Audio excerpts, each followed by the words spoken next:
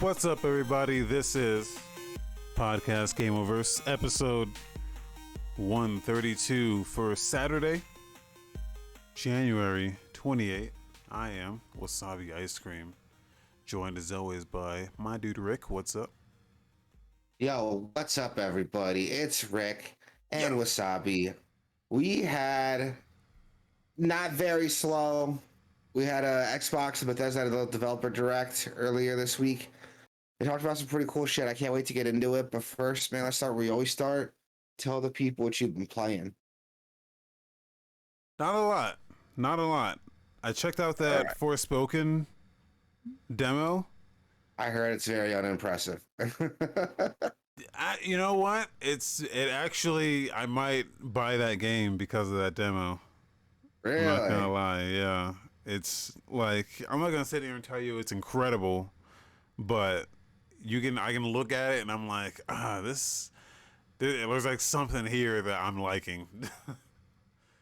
So yeah, I'm It probably looks really cool, but all the reviews say it's like super average, which is like really upsetting. I'd rather be a game be bad than like just average. Yeah, it's definitely, I mean, you can tell that it's not the greatest, but yeah, like there's nothing super remarkable about it.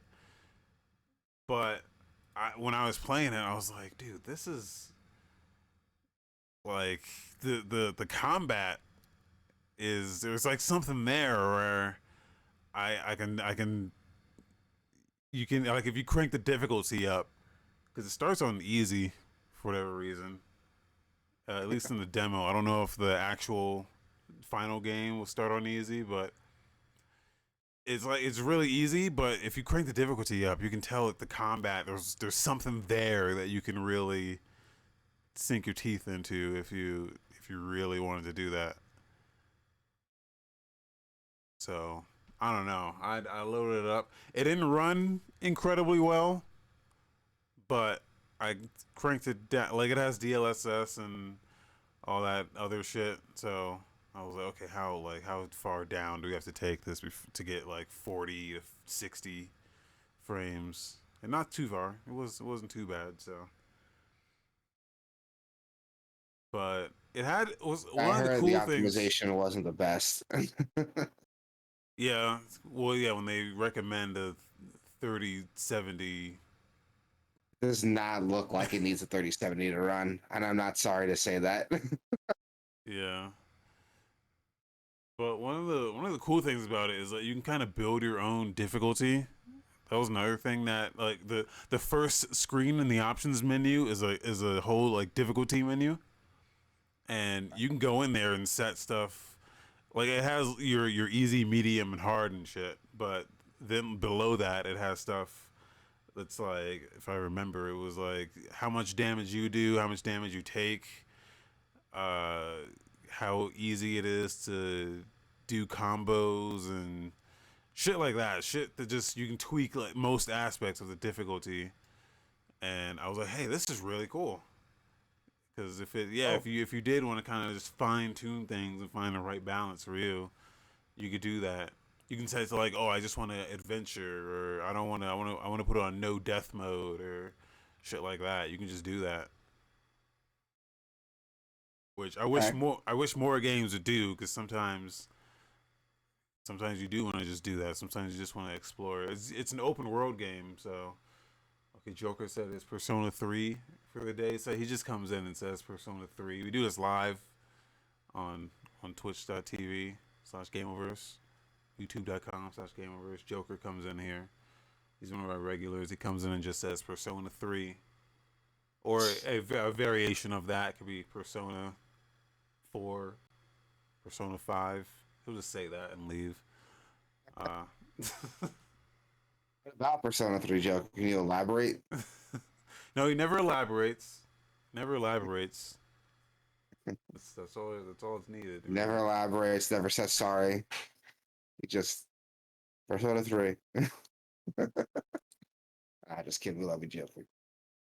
Anyway, now Forspoken, I haven't played it yet. I haven't touched the demo, but every review I've read about it has been very, very unkind to this game.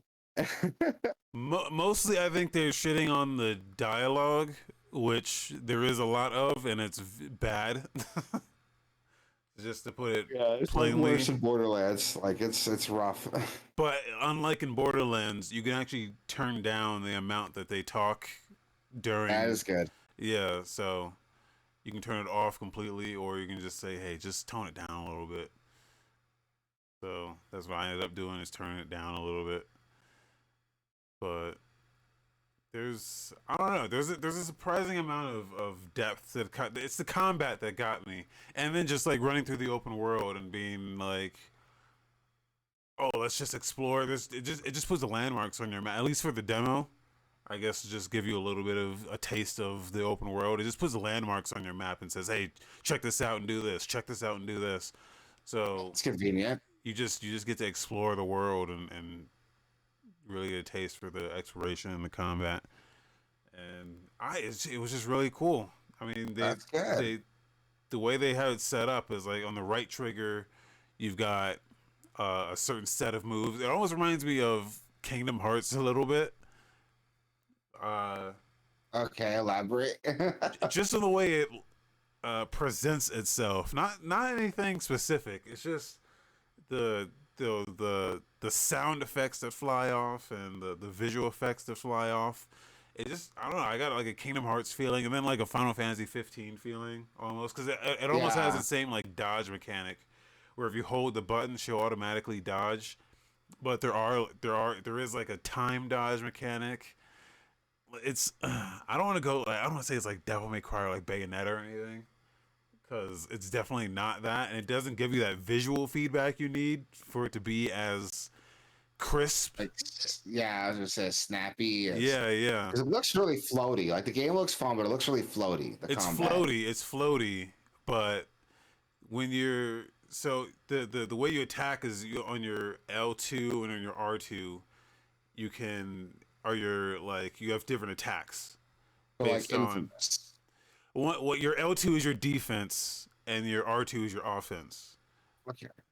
But even within that, if you hold the bumpers, you can you get different attacks within those. So you can set it to like, hey, I want my shield attack to be like a literal shield, or you can like have it to be it's like, oh, I can set it to, oh, it's like a dome of fire. So whatever I'm fighting gets locked within this dome of fire, and nothing can get in and nothing can get out, and it's just I can isolate enemies this way. Or then Okay. on your R2, some of the like offensive attacks where you can like throw a spear and you can charge it up by holding it, and if you charge it up it explodes, and then you can run up on motherfuckers and do like a finishing move, which is really cool. Or you can just have it be like literally a melee attack, so it's like a sweeping melee attack that can hit multiple enemies, Okay. and you can swap these on the fly. So whatever, and uh, they have different like elements to them. So certain enemies will be weak or immune to certain elements or proper. I don't know if they're like elements or if they're just like properties of whatever the attack is. But as you hit enemies, it'd be like immune, or weak, or vulnerable, or shit like that. So it gives you like feedback on Okay. what's effective for whatever combat situation you're in. And this was just a That's demo, good. and I was like, "Oh, this is more than I thought this game was." 'Cause I thought it was just Yeah. I didn't know what it was, to be honest. Like I'd never in depth watched anything about this game. I just heard how shitty it was, and was like, "Oh, this game's trash, huh?" But this demo really, it really, Change your mind on it. That's good. yeah. So I'll check it out. Then, do you think it's worth picking up? It's like what, $70 it's right now. I think it's worth picking up. $70. So no, not for Yeah. 70. But I feel like it's not going to be 70 for long. So Yeah. Like, well, what's the good buy-in amount? Like, what's a good price? The lowest, the first price you'll see that you're like, okay, I'll buy into that. Like, what is a good number for based on what you play in the demo? I mean, I would buy it. Okay, nujiraiya's in the chat. He says 40. He also says manga box sets are expensive. Hey, he's not wrong. He's not wrong on that. I would do like I would do 50 50. because Okay, you're being generous. I'd be generous with this because dude, the demo really sold me on this because it's an open world game. So it drops you in that open world, and it's like, hey, fucking do the open world shit. It's like an Assassin's Creed almost, like a modern Assassin's Creed, where you're just running the fuck around and doing shit and finding shit, and then there'll be a treasure chest, and you open it up and you find equipment. Like it's like that, and then there's like crafting. There's skill trees.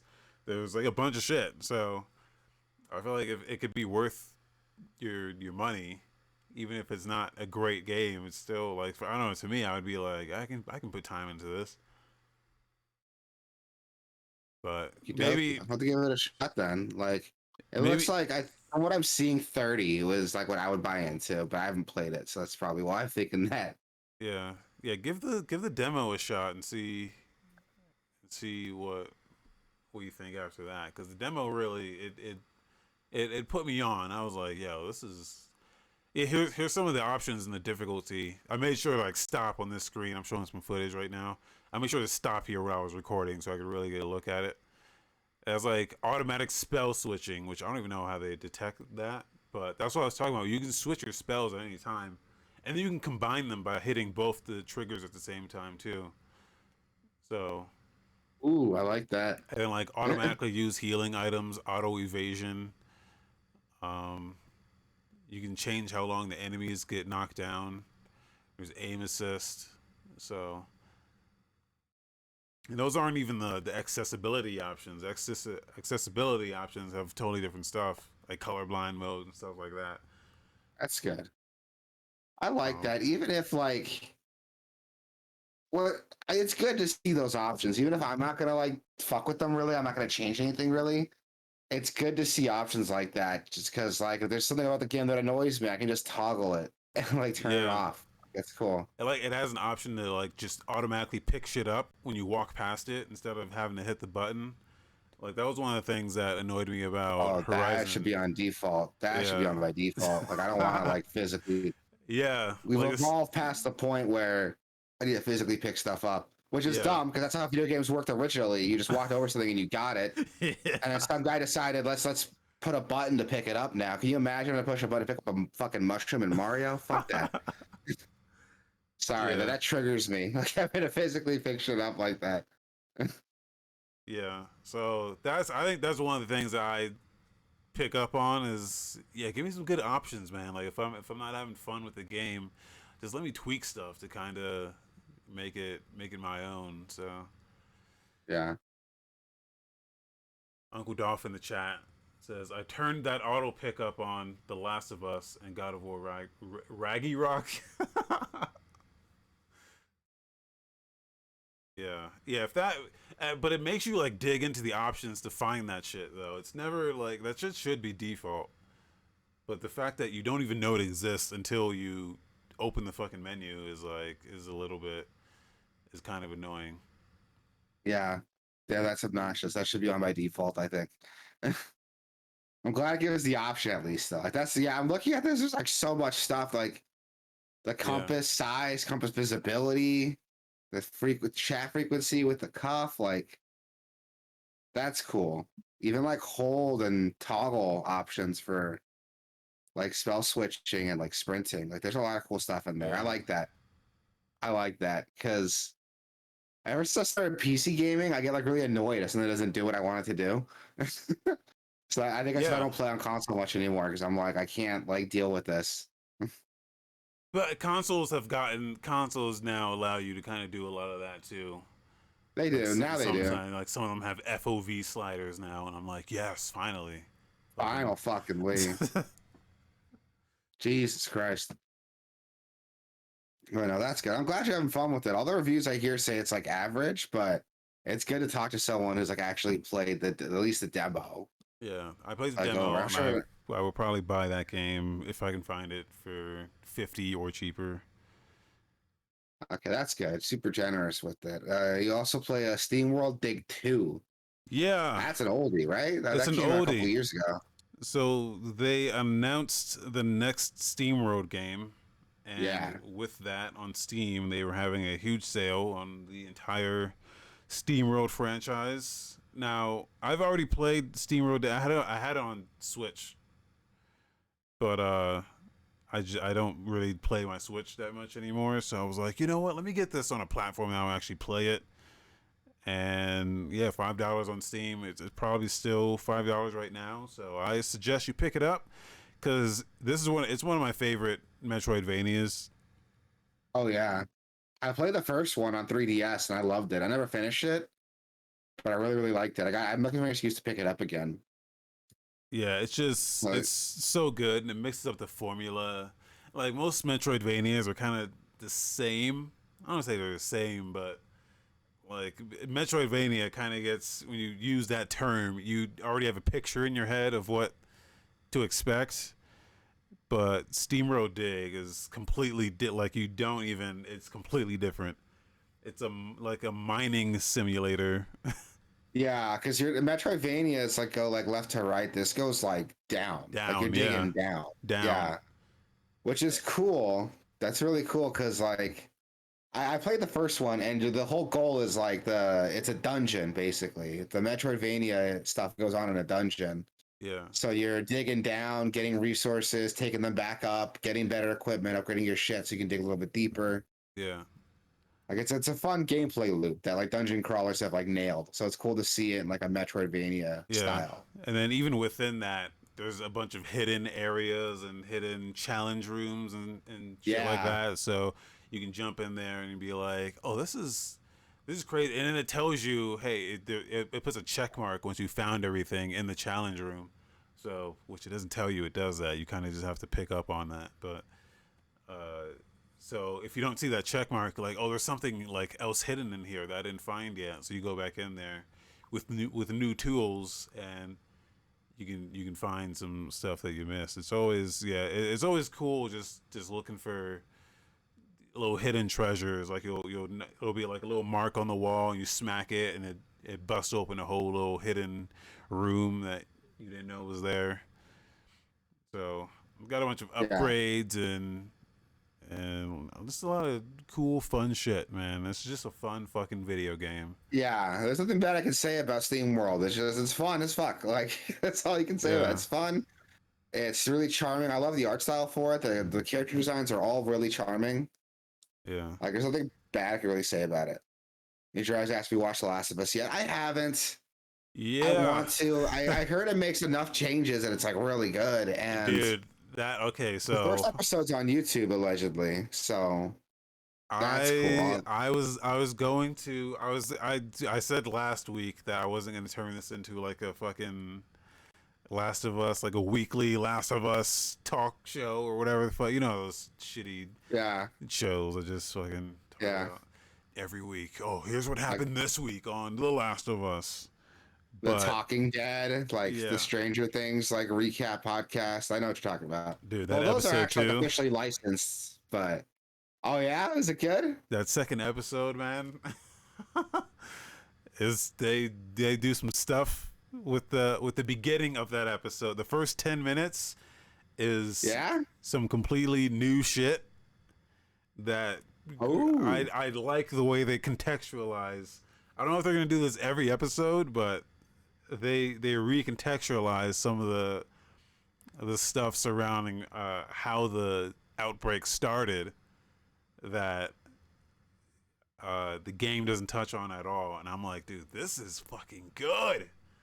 So that's all I'm gonna say about that. That's all I'm gonna say about that. And then the rest Damn of it, the I'm gonna episode watch it is now. yeah. So, but yeah, if they continue to do that through the rest of the show, that's gonna be pretty fucking good. I'll have to check it out then, because it looks good. Everyone tells me like it's really solid, and it sounds like even though I played the game, I'm still gonna get something new out of this. Yeah. So I'll check it out for sure then. How's Bella Ramsey's performance as like Ellie? Because I've only seen her in one other thing, and it is not even close to Last of Us. So, She's good. She's good. yeah, She's yeah. She works, I think. Okay, that's Um, good. you don't get to see her much in the first episode, but the second episode you get a little more of her. And yeah, she does the Ellie thing pretty well. And when she does the Ellie thing, you're like, oh yeah, she's Ellie. Yeah. So I'll have to check it out then. I have. I'm not gonna say I have an HBO Max subscription, but I have access to an HBO Max subscription. So I could definitely watch it if I wanted to. I'll probably check it out like sometime this week. Like I said, I don't want to turn this into a Last of Us podcast either, but if it's really that good, I'll check it out. it's good. Yeah. But Now, yeah. now this next thing I want to hear. How is Skate? Oh, yeah, I played Skate and I can't talk about it. Oh, right. Right. But NDA. uh there's a little article on the internet that said that there were loot boxes, Oh. but Which we could talk about because someone else talked about it already. So we're yeah, not breaking that NDA. article said there were loot boxes, and that sounds like a bummer, but they had to come out on Twitter and like reiterate that they said there are no paid loot boxes, That's good. so you can't like buy them with real money. Like our lawyers at Gameoverse also advise us to mention that we are not talking about our personal experience of the game. We are referencing other content that has been uploaded to the internet by developers and by other reviewers. Yeah. We are not talking about our personal experience. We are just going with the cultural zeitgeist here. Not that anyone's gonna care. Ubisoft's not gonna come after us, but Yeah. cover your ass. If there's anything I learned working insurance, it's cover your ass. But I can say that Skate is definitely a video game, and it's a free to play one. So Yes, there's that too. I gotta And check it out. I really want to play it. I I played. never played the first Skate games, so Oh yeah, you I feel like I you like played. this one. You never played any of them. Never. I played Tony Hawk a lot when I was younger, but I hear I Skate's like it's not that. It's an actual like skateboarding simulator. Yeah, you're gonna have um you're gonna have Like it's Whiplash. different. It's different because yeah, it's different because you're the thing is the learning curve with the controls of those games, and it's different. Okay. That's all I can say about it, really. I'll check it out because I can't play Skate on anything but console, right? It never got a PC release, so that's why I never had a chance to play. I'm not gonna go out and buy Yeah, a PS3 it is to play on Skate. X Cloud. You could try it on like the Xbox Cloud gaming thing. There's one way you I'm could not do doing it. that. I'm not doing that. Um, yeah, I don't know why I'm complaining. I have a PS3. I can go out and buy like a physical copy for like $5 probably and try it. yeah. Or just use an Or I can emulator. wait till this comes out. Or use an emulator. That's true. I hear PS3 emulators like working really well now. Yeah, Like, it runs everything apparently. So I might check that out. yeah, But no, I'm glad like the game's coming out. It's gonna be free to play, so I can try it. See if I like it. That might be the best way to do it, honestly, because Skate's been out of the public eye for so long. I don't know, like, if skateboarding games really have any relevance anymore. Well, to be honest, yeah, skateboarding itself doesn't really have relevance anymore. So, yeah. That's the thing. It's kind of. I mean, it's still got pockets of popularity in places, but for the most part, yeah, the but it's whole nowhere culture. near the mainstream. Yeah, it's not like Yeah, the MTV thing anymore, Because skate yeah. culture was always like a thing, like with the Jackass guys and the Wild Boys guys, and like the Tony Hawk games kind of kept it relevant, but skating hasn't really been relevant, at least culturally, for a long time. So, Yeah. but oh So well. yeah. So I played that, and I played Skull and Bones. Also under NDA. Yes, Yeah. but I can say it's a video game by Ubisoft, All right. and it's about pirates. So There we go. yeah, yeah. All right. Well, hopefully, once the NDA's up, we can talk about it a little bit more. I do have things to say about Skull and Bones. I think that one is the more interesting of the two. So Yeah, for sure. We not got a lot to that, say about Skull and Bones since they showed it off. Like, not that Skate's not interesting, but we've played Skate. Skull and Yeah, Bones is something. like totally new. Yeah. Yeah. So Oh, something familiar. I was playing Pokemon Scarlet. I told you yeah. guys that raid was coming out. That raid just dropped yesterday, and I cleared that shit. Okay. I realized like the build I was using relied too much. It was getting fucked up because like other people were playing with me, so they were getting wiped, and I was like, "Fuck this! I'm gonna do it by myself." And I ended up clearing out my first try.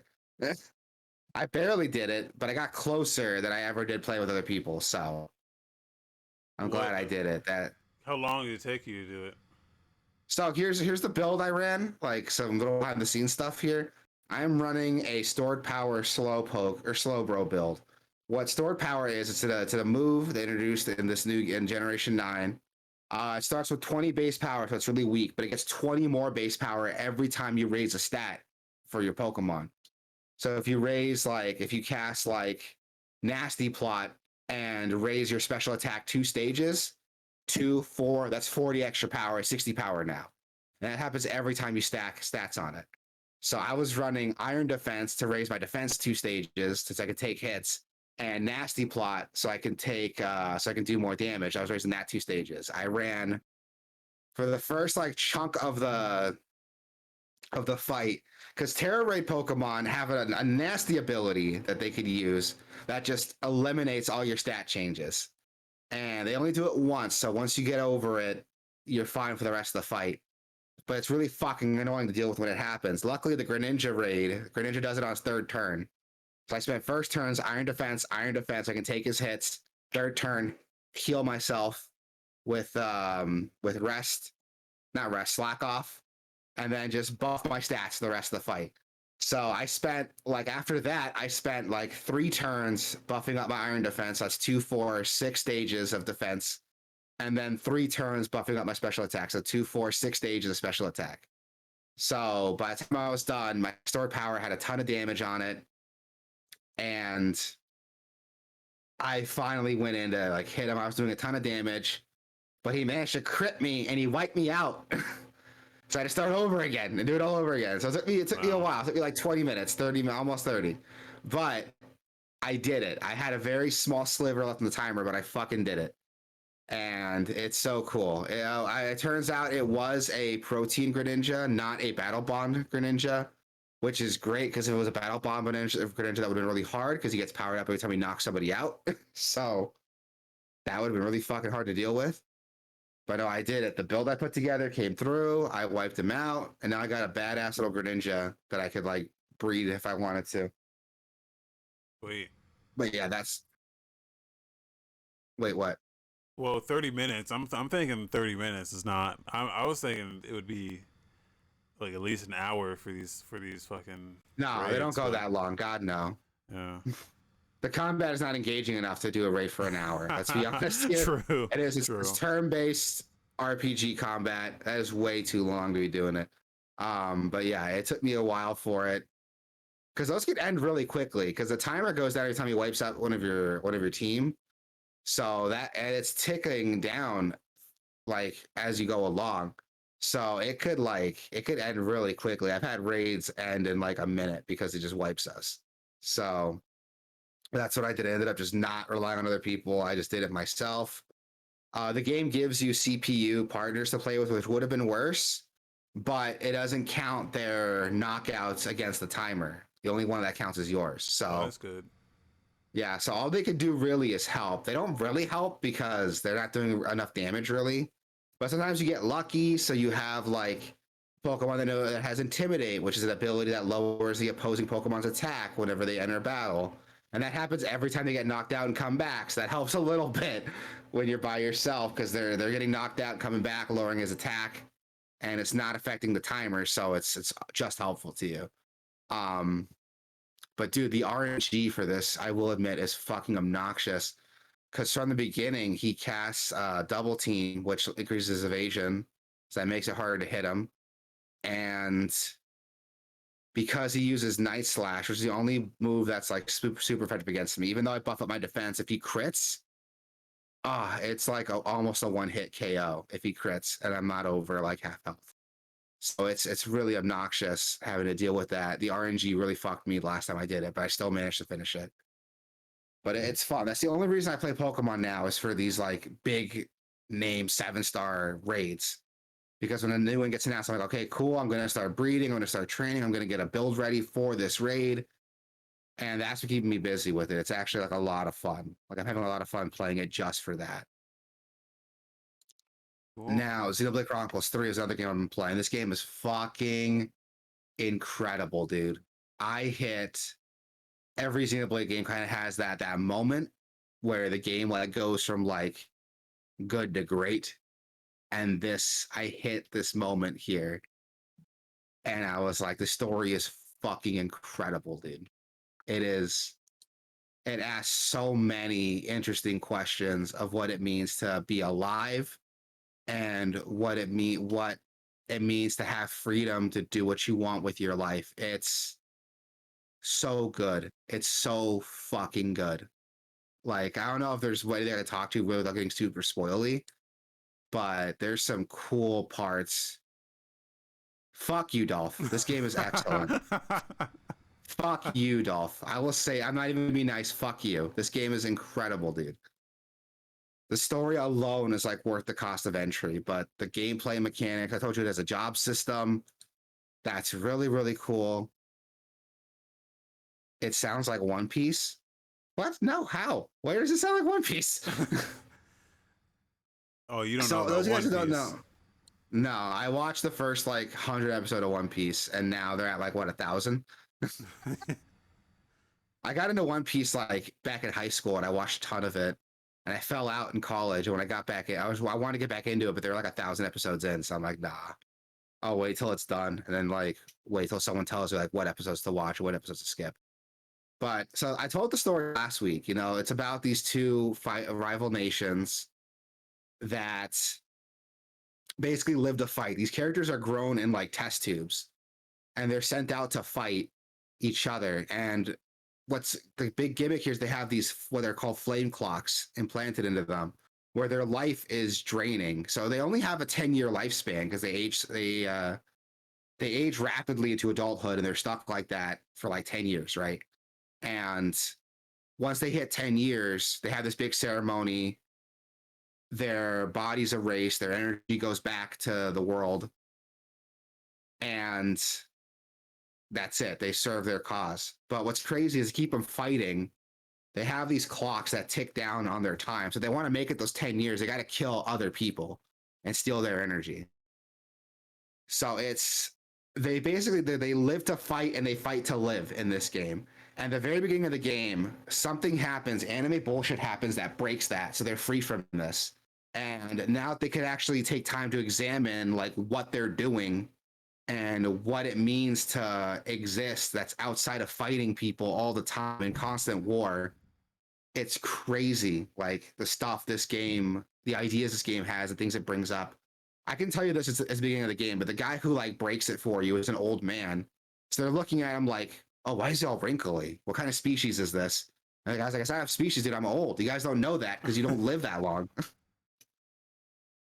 And there's scenes later where characters like they start doing this like a minor spoiler, but they can break the flame clocks for other characters. They No can't do the spoilers, same no thing that spoilers. they can.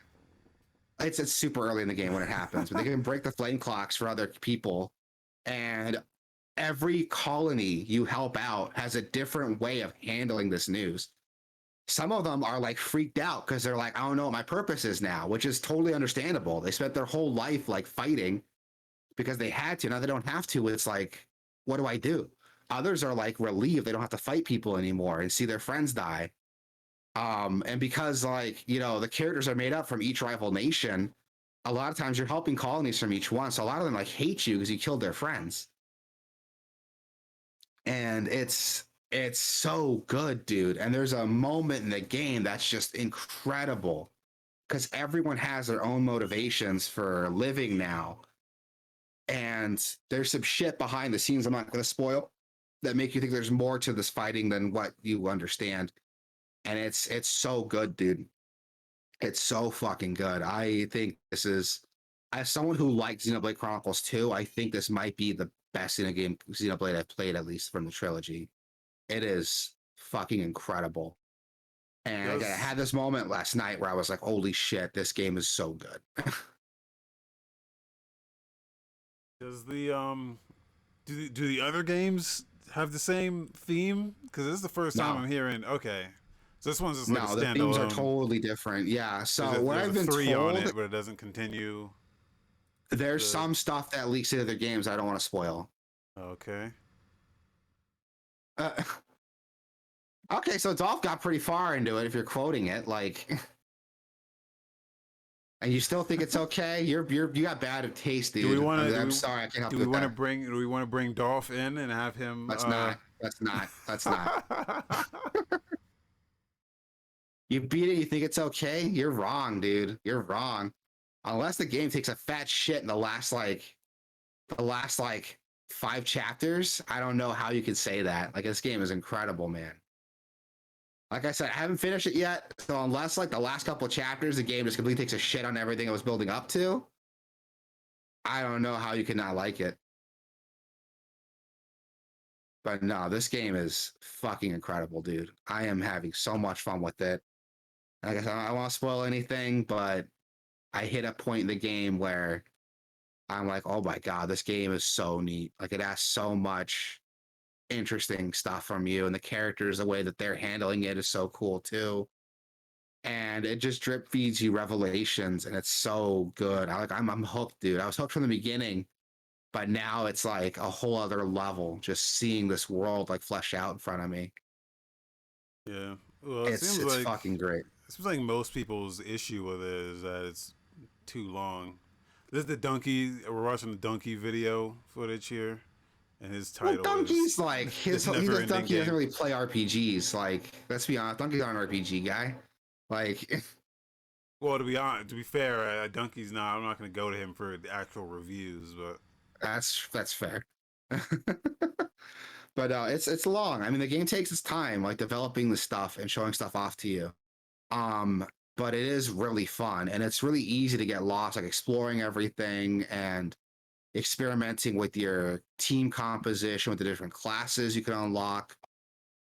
And it's so much fun.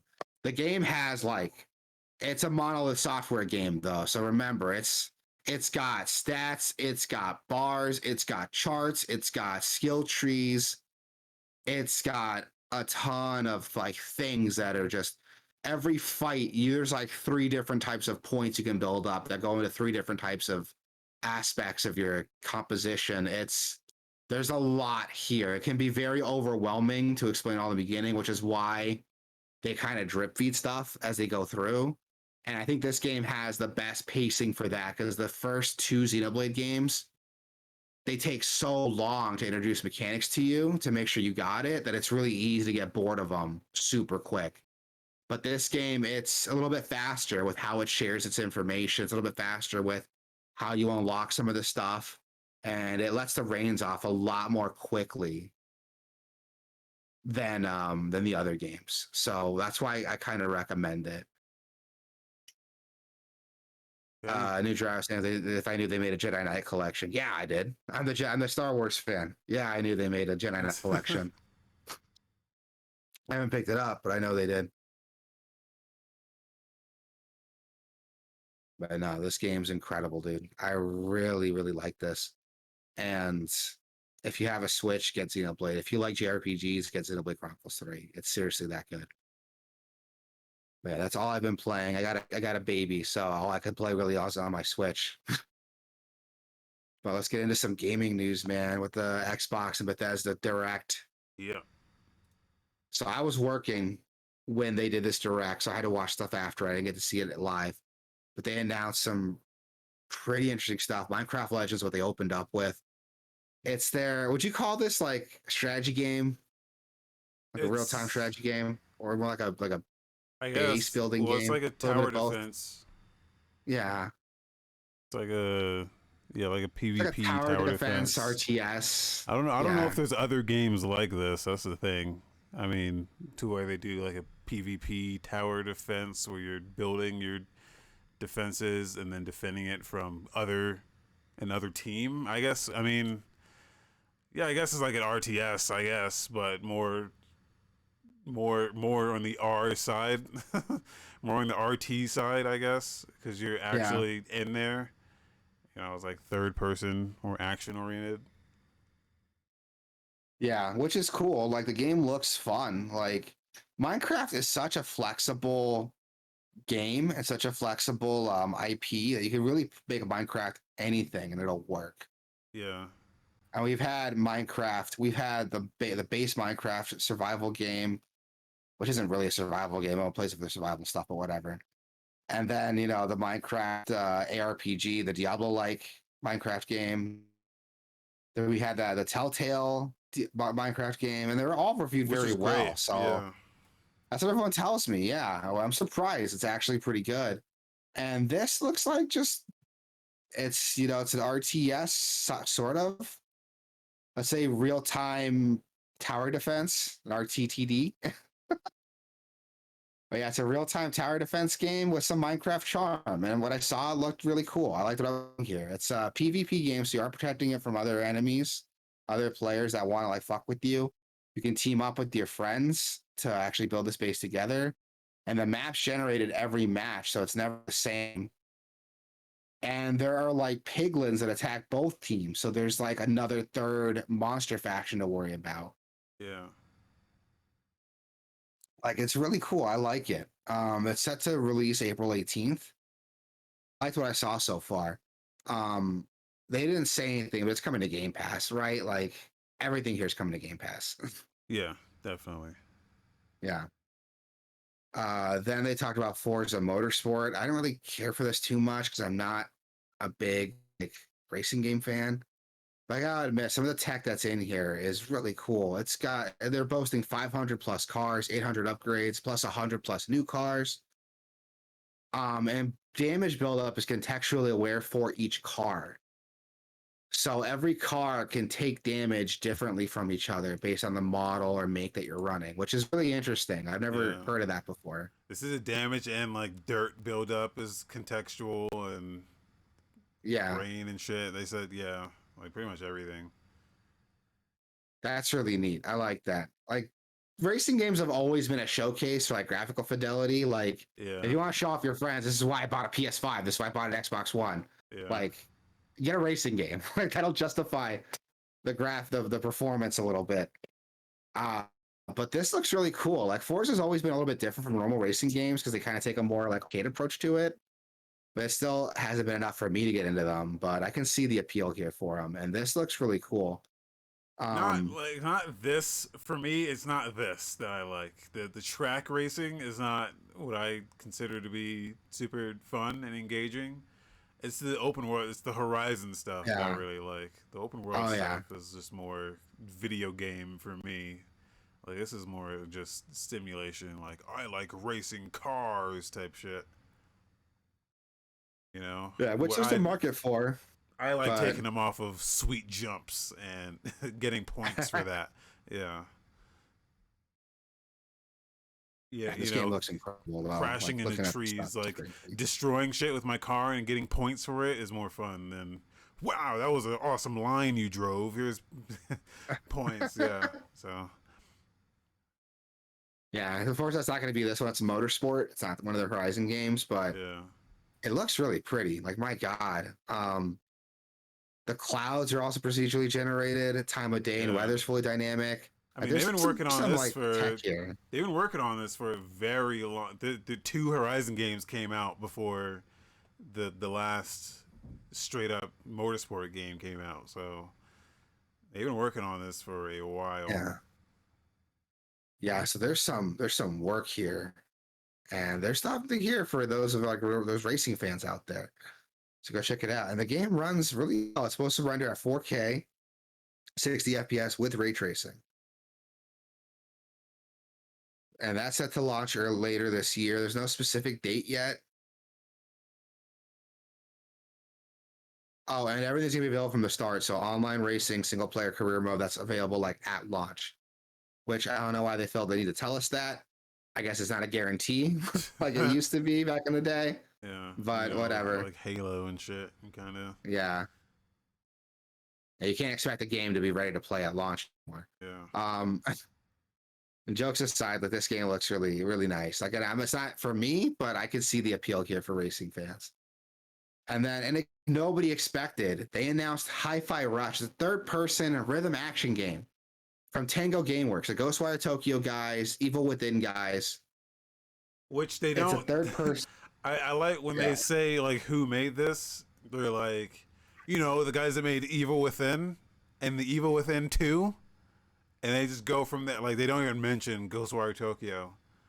Ghostwire was unfortunately kind of hit and miss. Like everybody, when I heard, it's not a bad game. It's just everyone was bitching about how short it was. But it's like what, 10 hours without side quests? Like, is it really that short? 10 hours? That's fine. Yeah, that's fine. Like, give me, it doesn't, if it's not bloated, like, who cares? But whatever. But this, though, it's totally different direction. This is again, rhythm action game. So it's an action game similar to Devil May Cry, where you're building up moves, getting a score system, building up combos. But if your moves match the beat, you can build up stronger and better combos to build that multiplier. Now, this looks cool. I'm getting some mad like Devil May Cry vibes, but with like Jet Set Radio like look. What I not got even out really of Jet this, Set Radio. That's more like, I don't even know, like the Spider-Man Spider-Verse movie, like a little bit like that. Okay. This made me really nostalgic for Def Jam Vendetta. I don't know if you remember that game, but Really? Explain. Elaborate. Well, okay, so in the Def Jam games, everything moves to, there will be a song playing in the background. If you don't know, like the Def Jam games were like, it was like a wrestling game with rappers, and they would have music playing in the background, and the entire arena would like bop to the rhythm of the beat that was playing. Was it Vendetta that did that? I thought it was Icon that did that. I thought it was all of them that did that, but maybe it was just Icon. Maybe it was just Icon. That's the most recent I played one. Vendetta. Vendetta was like, I think Vendetta was just like a straight like wrestling brawler game. But I think Icon, they turned it into like a 1v1 like 2D fighter. Yeah. And then they introduced like the beat stuff, which was cool. I heard the game itself is like all right, but the beat stuff is like super cool. Yeah. But that's what, because in this game, the entire scene, all the scenery kind of moves to the beat of the music. So I was like, oh man, this reminds me of Def Jam, dude. Like that was what like flushed through my mind as I was like watching it. It was like, oh shit, Def Jam. Nujiraiya said, don't disrespect Jet Set Radio. I don't disrespect Jet Set Radio. I love Jet Set Radio. Disrespecting Jet Set Radio, not me, not this guy. Yeah. This game looks awesome. dope. I didn't get a chance to play it yet, but it is on Game Pass. Me neither. Yeah, it's Game Pass. Like that's the cool thing. Like they announced this game and just released it. They're like, oh, you can play it now. Yeah. Like, I think that was the best way to like handle this game. Honestly, just stealth drop it, let people get into it, try it on Game Pass, and let word of mouth like spread. I've been hearing really, really good things about this game. Yeah. And something to think about. Something like I can't take credit for this, but some random guy on YouTube could take credit for this. It's not even like a YouTuber, like a commenter from a review I was watching of this game, did mention that Tango Gameworks is made of like ex-Capcom devs. So very likely the people who worked on this game did work on Devil May Cry. So that's where I'm getting some of these vibes from. That's probably why the game's like so polished and so good looking. Yeah. But yeah, I like what I'm seeing so far. And you know, I love me some action games. I'm not the biggest rhythm game fan, but something like this could work. You know, a rhythm-based action game. Yeah, I think this could work. If I could play Hellraiser, I love that. So, or Hellsinger, yeah, heavy metal, Hellsinger. This looks cool. It's supposed to have artists, a ton of artists, including Prodigy and Nine Inch Nails. Which I don't know how Nine Inch Nails tracks. I don't know if there's licensed tracks. They're making music for this game. But I don't know how. They do have some Nine Inch originals. Nails on cool though. Yeah. There was some originals for this game that I saw. So now I'm not saying Nine Inch Nails did them. I'm just saying there are original tracks. I So could imagine. I can't imagine like the game with this art style hearing something like fucking closer in the background. Just your fucking up guys just like, why the fuck you like an animal? But yeah, I no, would like, imagine they would select their tracks a little more yeah. appropriately than that, but But no, jokes aside, like this looks incredible. Like I really want to play this, but I can't because like I have a baby now, so I have to like make time if I want to play something like this on my computer. Um, I think I'll probably do it later tonight. I'll try to find some time to play this. Elder Scrolls Online is getting a new expansion, ESO Necrom, launching June 5th, 2023 for PC and June 20th, 2023 for Xbox. You have a new playable class called the Arcanist. it's necromancy, as the title suggests. That's Which it. is That's cool. They spent maybe 2.5 minutes actually talking about the DLC, and then like another 12 minutes trying to convince you to play the game. Which there's nothing wrong with this game. A lot of people just don't. I guess like it had that bad launch, and people have just not Yeah, been into it since then. But it's a really it's free to play, first of all, and then like each of the DLCs are like standalone, so you can just get the ones you want. Like if you just want to do Morrowind, you can get the Morrowind DLC, and then you can start right there. Or if you just want to do the Skyrim DLC, you can just get that and you can start right there. Like it's very open in terms of how you want to approach any of its content. It just lets you kind of do whatever you want at any time, which is really cool. it is really cool. Is Elder Scrolls Online available on Game Pass or like a limited version of it? Well, it's free either way, so it's a free game. I think all if you buy it, you get all the DLC, or there's like a subscription for all the DLC, or you can just buy it individually. So I think that's the only thing you pay for. But other Oh, than so that, I'm it's looking on Game Pass and I'm not seeing Elder Scrolls Online on here. I guess I can play it on Steam, but like, yeah. if it's free to play, I might try it. Yeah, I keep thinking about getting back into this a little bit. I played it a little bit, and yeah, it's cool. It's just Yeah, it's just a Skyrim MMO, like Skyrim with the your friends, the like problem is or that's Elder what Scrolls with that's your that friends. the problem is it's not that though, because if it was that, it'd Uh, just be it'd be more because it has the MMO bullshit in it. You know, it's not like straight up action like oh you hit the button and you attack. It's like yeah, I mean it is that, but it's not that though. It's hard to explain what I'm talking about, but if you know if you know what like an MMO, you know what the fuck I'm talking about. So like not, uh, we got Pud in the chat but asking if you guys seen Dark and Darker. What is Dark and Darker?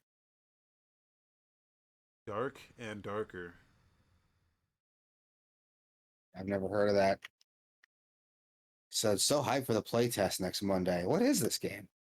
Pud, elaborate.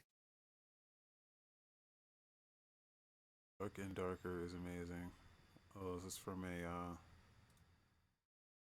According to voice? Steam, if this is the one I'm looking at, I'm gonna put in the Steam chat here.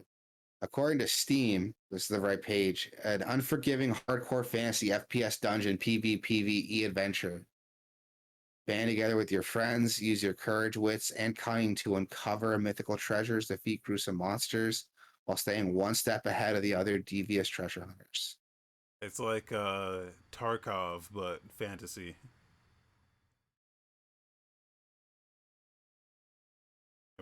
That could be am I cool. correct? Is that accurate? Is that an accurate way to put it? It's like Tarkov, but what if it was Elder Scrolls? Which could be cool. That sounds Yeah, fun. Honestly, the loot and like the get loot and dip thing like makes more sense to fantasy dungeon crawling, at least in my opinion. yeah. I would rather know. I would rather it wasn't PvP. You know what I'm saying? Like It's straight like it'd group be up with buddies fun. dungeon crawl. Yeah, because Yeah. what were we playing Marauders? Uh, That like space one where it was like Oh yeah, we're getting our asses kicked, we're getting dude. fucking eaten alive, dude. And I was like, this is not. Yeah, that was not friendly at all. That game, that game fucks you up. It doesn't apologize. It just goes for the throat, dude. Jesus. I But haven't played it since we got our asses stomped. this would be fun, just hanging out with like people and just dungeon crawling. Yeah. What you do, I mean, you can party up with people. Yeah, but then I want to see the PvP part where someone comes out and just fucks you up. This might be cool. I'm gonna add it to my wish list. This could be cool. Oh, is it like a battle royale too? Like there's like a wall that closes in on you, or like a barrier. Really? No, no, everything There's a doesn't need a battle circle. royale. There's a circle. Like,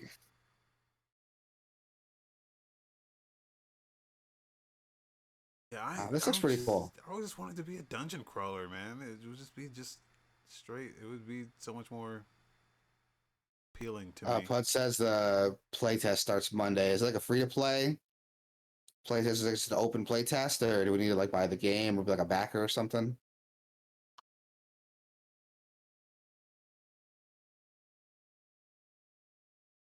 Oh, it's on Next Fest. Okay, Okay, so so we'll check. it's Well, time demo. I'm gonna do another demo derby on Tuesday for the next fest stuff. So Tuesday. Cool, we can check this out then. That might be fun to check out. All right, thanks for the heads up on that, Pod. This looks awesome. Yeah. Sorry, I'm stealing Moist Critical's content here. No, we're doing him a favor, getting him more views. Yeah, he owes us. But no, jokes aside, that looks cool. Like, thanks for the heads up on that, Pod. That looks fun.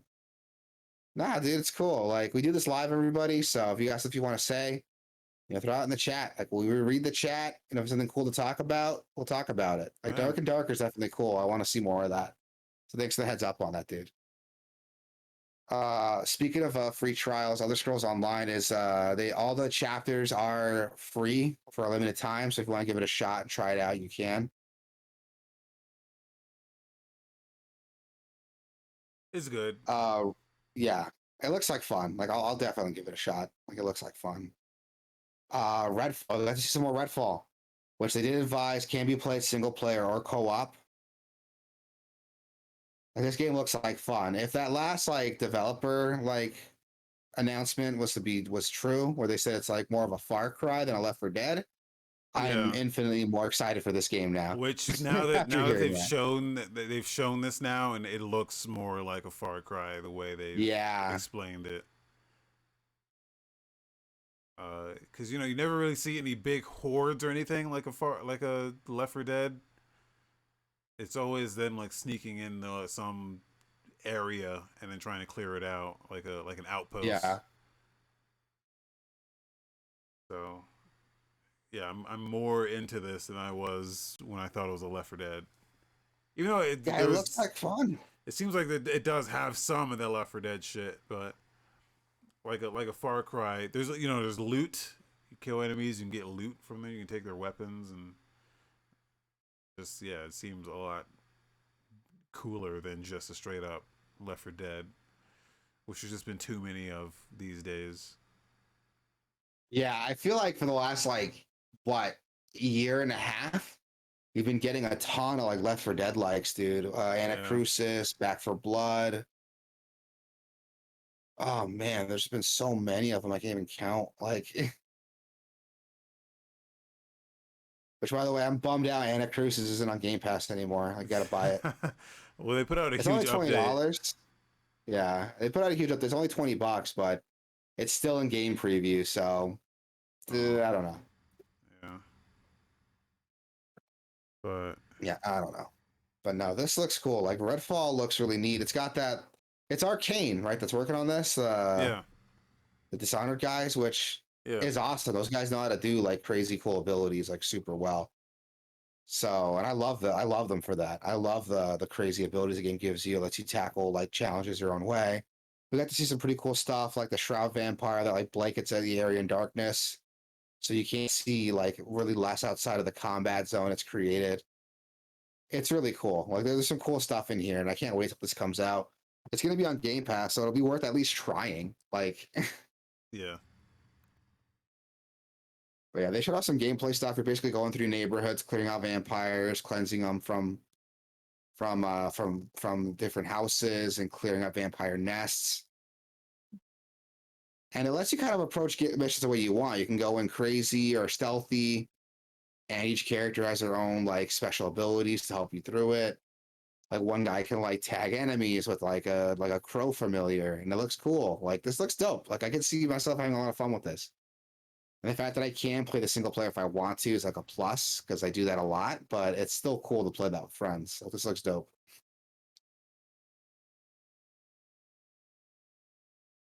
Yeah, I really don't have anything else to say about this other than it looks like fun. Yeah. Redfall. I'm Yep. into it now. Yeah, it's set to release May 2nd, 2023. So definitely be playing that when it drops. Some quickie news. Steam Next Fest is going live February 6th through 13th. So there's gonna be some cool games there to play. Definitely be checking out that Dark and Darker. So thanks for that, Pud. I'm gonna check that out. Steam Next Fest. Is there anything that you're specifically excited for to check out, or just kind of wait and see what happens? I got a lot of stuff on my wish list, so I'm hoping. Usually I just load it up and I just get a bunch of shit just randomly that sounds interesting, and that's been working out. In the past, what I've done is I just grabbed everything. I just go from the top down and just grab absolutely everything, and sometimes it's not the best way to do it. So Yeah, because there's some garbage in there too. Like yeah, unfortunately, there's or for not. every like really cool hidden gem, there's like some games that don't work. It's not necessarily that they're garbage too. Sometimes they are, but sometimes I get stuff that just doesn't fit the format of trying to just look at a bunch of games. Like some of them require you to kind of just sit with it. Like I try to like chew through as many of these games as possible, and some of them just don't really. They're just a lot slower paced. Oh yeah. So, but yeah, there's some good stuff in here from this trailer. This Yeah. one I saw, the Benedict Fox one. This one is in my wish list. Oh yeah, that one They looks really don't cool. they don't show it for very long, but What? it's yeah, the last case of Benedict Fox. Cool. This is a trailer of just some games. There's usually a lot more on there that you just never seen coming. So Yeah, there's a couple cool ones in your Spirit Fall is one that like really sticks out to me. Looks like a lot of fun. Dungeon Drafters looks like it might be neat. Like there's some cool stuff in here. yeah.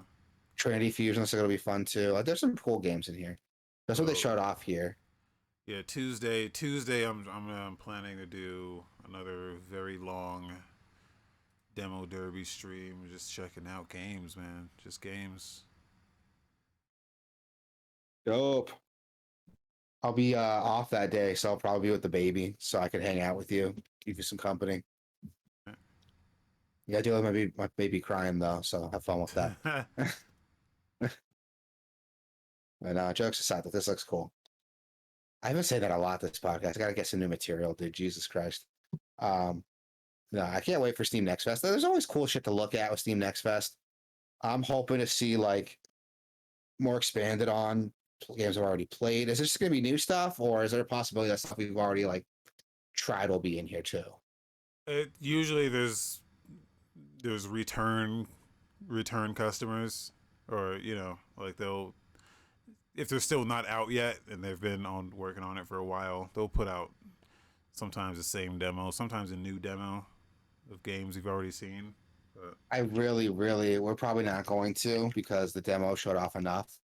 But I really, really want to see another demo for Cassette Beasts. I had a lot of fun with that during our last oh yeah, demo derby.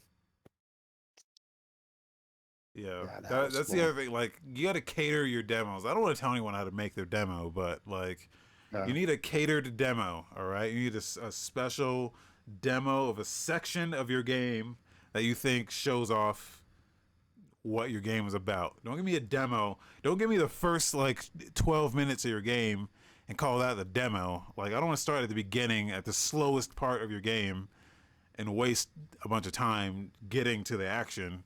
Start me in the action.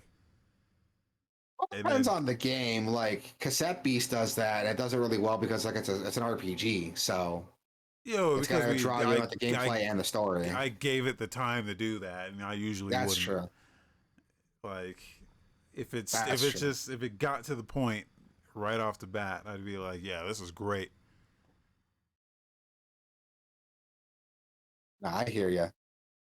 Well, I mean, we'll see what else comes out then. Like, there's gonna be some cool shit in here, so I can't wait for this the next fest.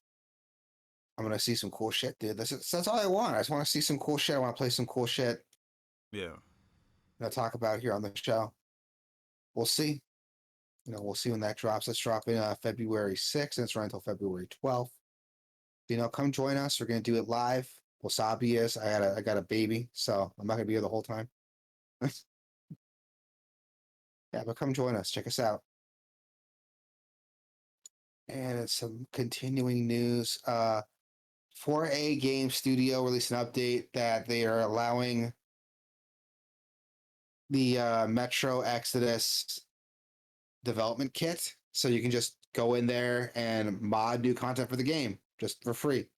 All Metro Exodus owners have access to the SDK, and that's super cool to see. I don't think anyone's expecting that. Yeah, this is awesome Yeah. because in a world where people think the longevity of their game is based on microtransactions and nickel and diming the customer and FOMO shit and all that all these other practices. It's like, yeah, let's get all the money we can out of these people, and that'll put out content and make them buy it and shit like that. Like this is how you secure longevity for your game. Yeah. It's You let the just modders have their fun with it, build a community. yeah. That's why fucking Skyrim gets getting re-released every like 6 Yeah. months. And this is cool. Metro Exodus is a pretty big game too. Like there's some I can't wait to see what we'll do with this. I'm expecting just a full like stalker simulation. Someone comes That'd be out and cool just to makes see. like a whole like survival thing out of this. That'd be cool to see. Because they have these are the full tools. Those are the full tools, the same tools they use to make the game. Yep. Yep. The same software development kit they use. It's so cool. Even down to like the scripting engine is all in here. So like this is some of the stuff that I would like dip into just to see, just like kind of just fuck around with the game like files and see how shit's made. Yeah, dude, there's some cool shit in here, and like there's access to everything like from the get-go. So it's cool. I don't know. The game's been out for like what, a year now, so I don't know if the community's still there to like build mods for it, but I'm sure with the fact they're releasing a full dev kit, that might bring some like hardcore modders in, just like you said, to play with it. Yeah. So we'll see what happens. Because yeah, it's super exciting. Like seeing some of the stuff happening with Skyrim after all these years, people are still coming up with crazy shit that you'd never thought was possible. Yeah. Like even like recently, some crazy shit still coming out. And you're like, what? Like who? Like what? How the fuck did we not think of this? Or I guess it wasn't possible, or whatever. It's possible now. Just do whatever the fuck you want.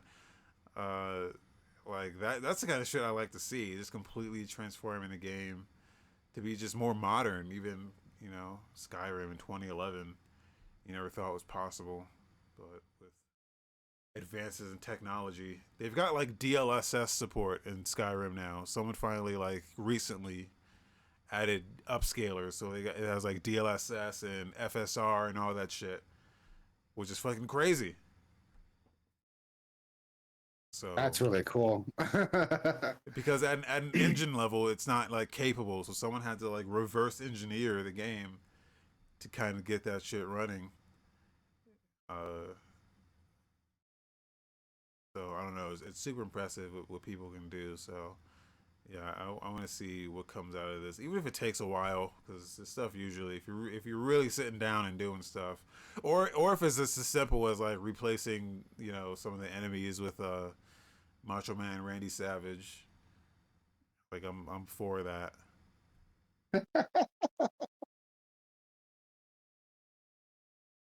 I'd be okay So with that too. But no, I'm excited for this. I can't wait to see what modders do with it, dude. And some new trailer, SteamWorld Build, which we were talking about a little bit earlier. It's the newest SteamWorld game. it's a city What is builder, City Builder? That's cool. yeah, but I guess the twist is there's an underground. There's always like an underground component to these games, and Yeah. so there's the above ground you build your city, and then underground you have your mine, and you got to work the mine, and the mine gets attacked. I guess like the underground is like a tower defense game almost. I guess you work the mine and build the resources to the city, but then at the same time, periodically you'll get attacked by monsters, and you have to defend them from the underground from getting to the surface. I guess so.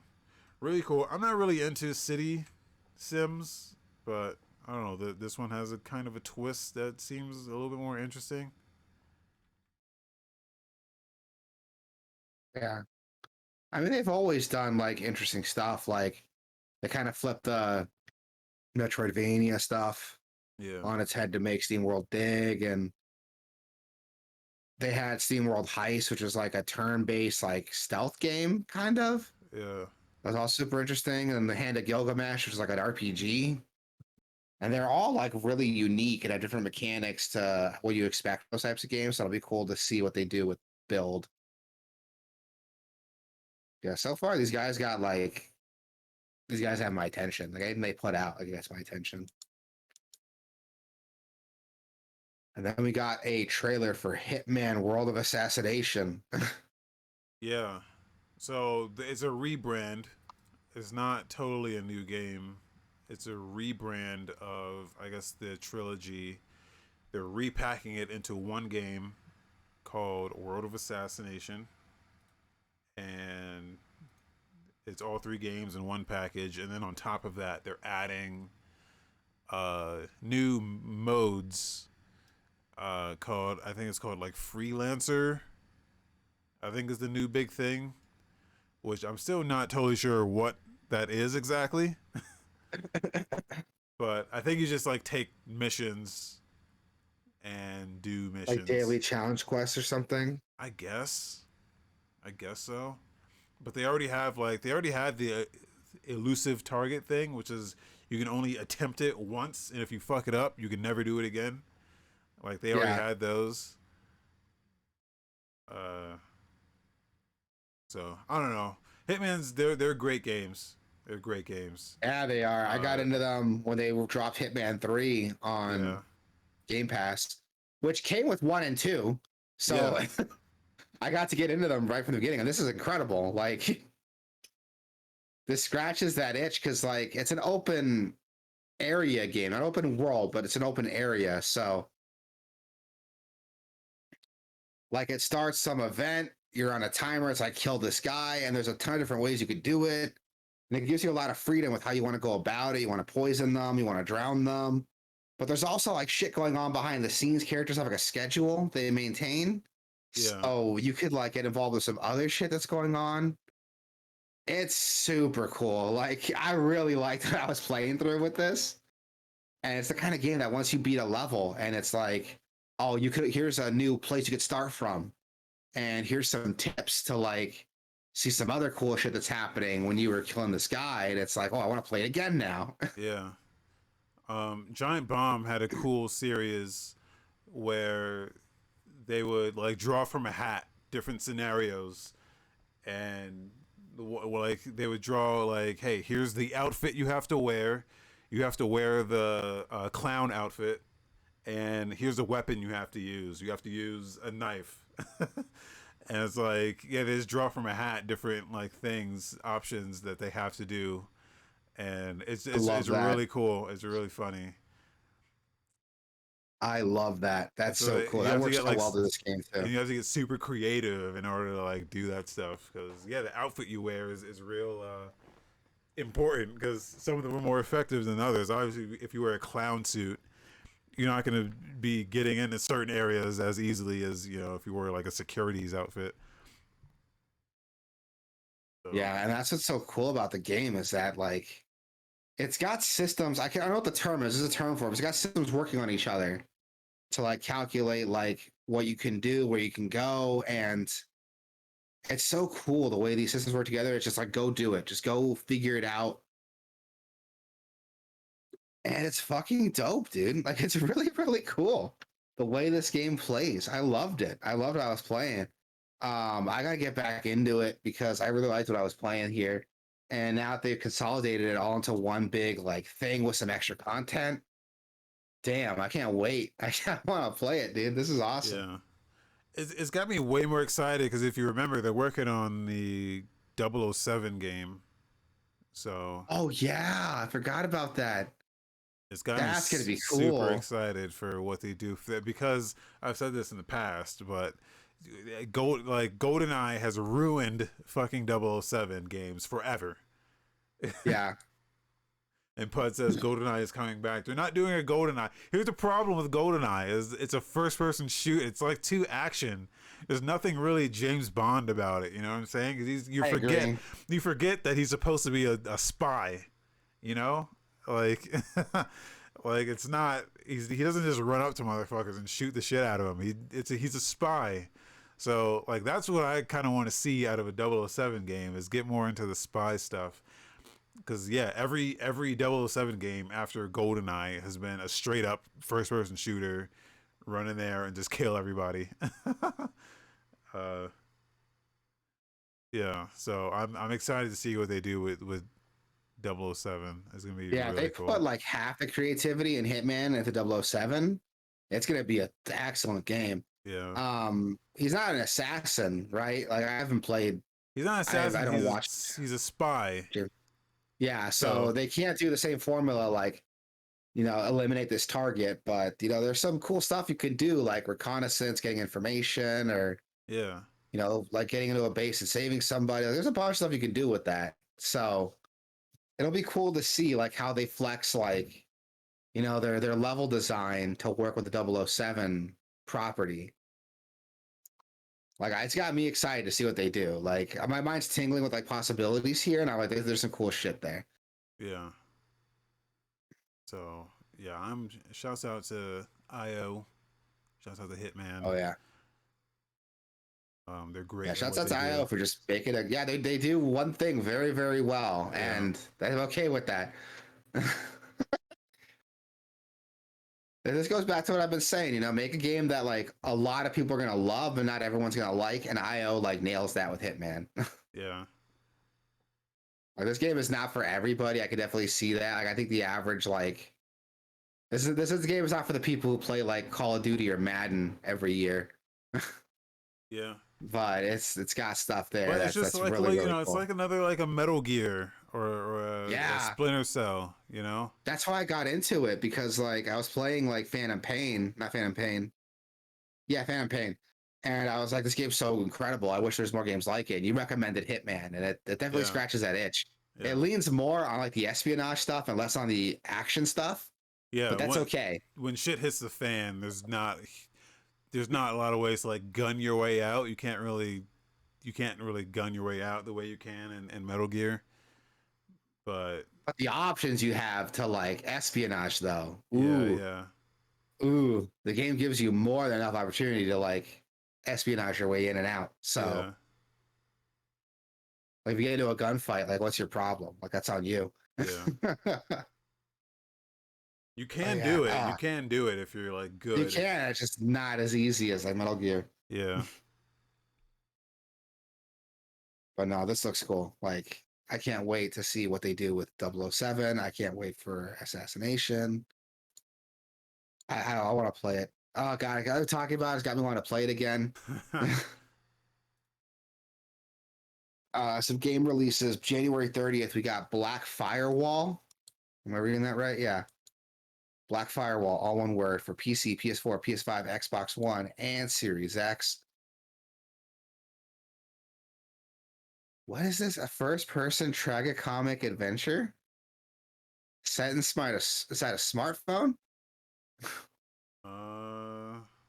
Looks like a puzzle, first-person puzzle game. Solve wacky puzzles to counter the updates. Okay, so it takes phone set inside a smartphone. You're an update assistant. You solve wacky puzzles to counter the update and save the previous operating system from deletion.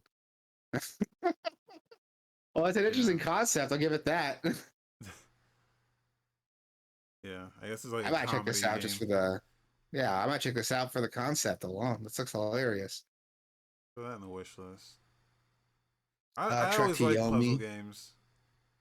Yeah, a good puzzle game is fun. Like I haven't seen any like really good puzzle games lately, so this looks like it'll be fun. Trek to Yomi is releasing on Switch January 30th. It's already been out on like Steam and pretty much everywhere else, but it's a side-scrolling black and white samurai action game. Yeah, this is on Game Pass. I haven't tried it yet though. Yeah, same. It looks cool though. I've wanted to try it for a while, but it looks cool. Uncle Dolph said The Uh, Looker is a good puzzle game. that's what everyone says. I haven't had a chance to play it yet, which is crazy because I have it on PS Plus. You know what that Let's is? see to buckle down and play it. The hell is this? What? Overwhelmingly positive. Okay. Yeah, that's from the. What is it? God, what did he work on? The Braid guy, right? No, that's The Witness, which it seems like Oh, this is parodying. Oh, okay. It is a parody of The Witness. Yeah. Okay. oh, is Okay. that what it is? Yeah. Oh, I was thinking of The Witness. Okay. Or I was like The Looker, and then you pull it up, and it's like, why does this look like The Witness? Oh, because yeah, it is The Witness. It's just a comedy version of it. Okay. Yeah, I'll check that out. Oh, it's free. Okay. Yeah, I'll check that out. The Witness is one of the greatest games ever made, by the way. So that's a great game to parody. It's a free-to-play game, Looker, Yeah. and the reviews are really good. Yeah. I'm Oh gonna. my God. These are like when they said the game has one of the best endings in gaming history, they were not exaggerating. Great game. Don't look up the ending. Oh, okay. What is this ending? Like, okay. Yo, I'm gonna check this out. All these like reviews are like an hour and a half, so Which is great. might be yeah, which is great. I can knock Use this out time while my kid's investment. sleeping. Yeah. Yeah, it's free to play. Okay, I'll check it out. Thanks for the recommendation, Dolph. And game releases again January 31st. Tuesday, we got 8-Bit Adventures 2 releasing on PC. It's an NES JRPG throwback game. I'm. This is in my wish list, Yeah? but I don't remember when. Have I played this? I think I played this on a demo derby. It Is this? says the description of the game says it's more than a throwback. Like, what does it do differently? It just looks like nothing wrong with that. Don't get me wrong. Like, there's nothing wrong with like this old school RPG, but it doesn't look like it's doing anything new. Deep Um, party customization. Oh, I like that. 30 to 40 hours of playtime? Seriously? Shit. this looks good. Yeah, I did play this on a demo derby. Yeah, well, I guess it was good then, if like you wishlisted it. Yeah. Well, I wish this a lot of shit, but it is good. This is a good era for. I wasn't playing these games when they were like out. It Yeah, wasn't same. until it wasn't until I got like a SNES emulator that I went back and started playing some of these. Like This specifically is like Final Fantasy. Final The Fantasy fuck's that game 3. called? No. Well, yeah, Final Fantasy 3, but the action one, the one they called Final Fantasy, but wasn't really a Final Fantasy game. Oh yeah. Oh, and it's Mystic super Heroes, interesting. Mystic Yeah, Quest. yeah, Mystic Quest. That's more. That's more what I get out of this. Some of the shots, though, they're doing some shots from different games. So like, this is definitely like a Final Fantasy 7 shot, even though it's like not. Even though Final Fantasy 7 wasn't it wasn't like a Wasn't like 8-bit. 8-bit. Yeah, I Yeah, know what you mean. Like the elevator like scene. I this know what you like mean. some of these scenes are straight up from like other, like inspired by. This scene is straight up from Mystic Quest. This one, like some of these you can look at and you're like, oh yeah, this is from something else. I mean, the demo's still up, so I might try the demo out. Oh, I think that was the issue. I had the demo didn't work for me. I think Okay. I definitely played. I definitely played this, or at least tried to. But something, yeah, or I don't know. I died early on in the demo and just said fuck it. Well, all But right. yeah, something wasn't working when I tried to play this. So that's what it was. I'll check it out. January 31st. Also released January 31st for Xbox One and Series X. We have Age of Empires 2 Definitive Edition. I don't know how this is gonna play on console. Like Yeah, you would hope this is they like a put the work in. PCS. Yeah, this is a PCS RTS though. I played Age of Empires 2. Like a buddy of mine got it for me because he's like super into it, and I had fun with it. I'm not gonna lie, I had some fun with it. But I don't know how you're supposed to play this with a controller. If I'm This being is totally honest here. 65% off right now. Is Yeah, $7 from 20. So I think it's worth the $7. It's pretty fun. it's on Game Pass, but I I don't would think I have the definitive edition though. I think I have like just regular Age of Empires 2. Yeah, the HD edition that came out in 2013, got a co-op which was mode like, too. yeah, the game's got like PvP and co-op modes. Like, there's a lot of stuff here. Like, this game's been out for like 20 years. They just keep re-releasing this. It's excellent. Apparently, like, people love this game, and I can see why. It's a lot of fun. Oh, we also got Power Wash Simulator releasing on the Switch, PS4, and PS5. You like this game, right? Power Wash Simulator?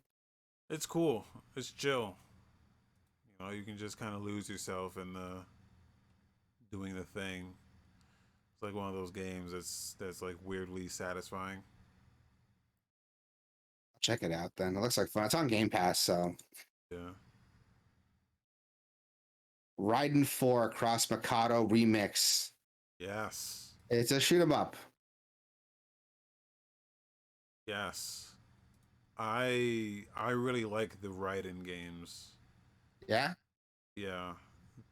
There's I don't know. There's something about the speed at which these games run that's always been appealing to me, and just getting all the power ups and just fighting, just shooting the hell out of everything is Yeah, these really games are like insane, hyper fast, like crazy. Like the Ninja Gaiden of like shoot 'em up games. yeah. Or I like it as widescreen, but you can also oh no, it's not widescreen. Never mind.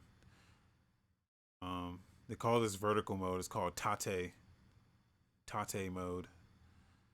If you have a screen that can do that, not many people do, but that is when I used to play this on like a Vita, it had a mode you can just turn the Vita to the side. I think Switch does this too. You can turn it into Tate mode. Well, they call it arcade mode here. It's actually called Tate mode, but and so when you have it vertical like that, you can like I think the Switch version you can actually do that and then play it vertically. So This looks dope. I might play it. I might get this. I can turn my computer monitor to the side, so that'd be a cool way to play it. yeah. This looks awesome. All right, I'm wish listing that. Oh, they got OTK. Hold on. You're talking about the soundtrack here. I don't This know is who what OTK you know. is. This is Should I well, know who OTK is? no, no. Going on the wish list though. Yeah, add it to my wish list. This looks dope as fuck. SpongeBob SquarePants: The Cosmic Shake is releasing PC, Switch, PS4, and Xbox One. I forgot this was happening. That's crazy. 'Cause I thought this was already out.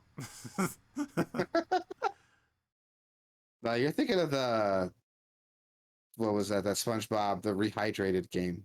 What was Oh it called? yeah. It's just they've been talking about this game for fucking years. I thought. Oh yeah, it definitely wasn't this because this looks too good. Yeah, it's like a totally new game. Yeah. I don't. Yeah. Ah. Did I?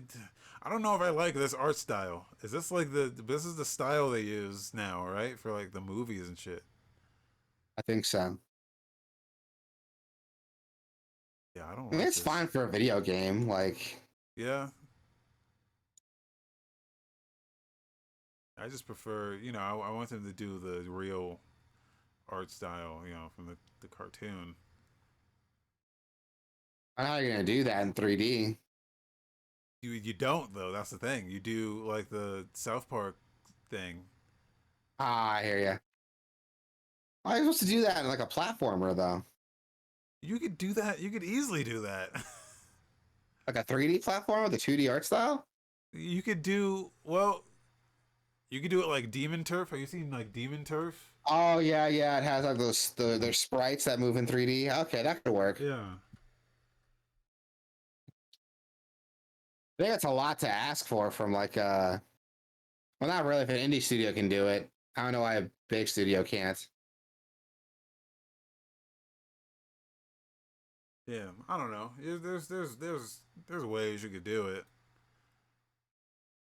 Yeah, I hear you. That'd be cool to see. But yeah, that's coming out 31st for everything. Then We Were Here Forever is releasing on PC, PS5, Xbox One, and Series X. We played that one We Yeah. Were Here game, and it was cool until it wasn't anymore. Yeah. I'm I mean, hoping the newer games are like a little bit more stable. yeah. You would think that they've just gotten better as they've progressed. So You would think. That'd be cool to check out. I'd like to try it. I want to give it another shot because like that first one we played was cool, except for the fact that like it was broken. yeah, I don't even remember where it broke, but There's a couple things that like after we looked up the answers, there's like certain things that wouldn't trigger, like yeah. certain clues that would like that wouldn't come down for me or something. Like so I can give you information. I think also like some of the puzzles was just a little too A little too obtuse. obtuse. Yeah. Like I love puzzle games like this, but But some there's of them are really good though. Like yeah. that one when you're in that maze and I gotta guide you through it. Yeah, that's so. I have two issues with puzzle games. One is when they're too obtuse, and you're like, "This is fucking like how are you supposed to know this?"